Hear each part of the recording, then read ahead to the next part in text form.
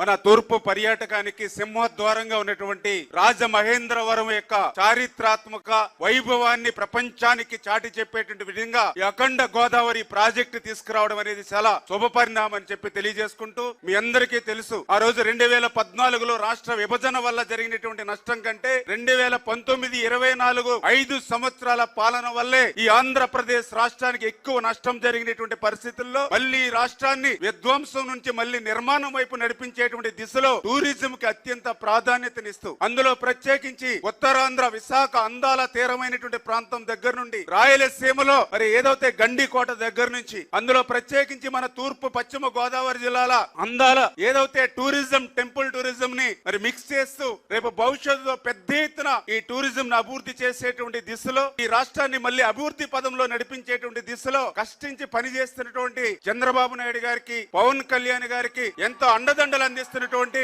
మన ప్రియతమ ప్రధాని నరేంద్ర మోడీ గారికి కూడా ఈ సందర్భంగా కృతజ్ఞతలు తెలియజేసుకుంటూ సెలవు తీసుకుంటున్నాం. Thank you.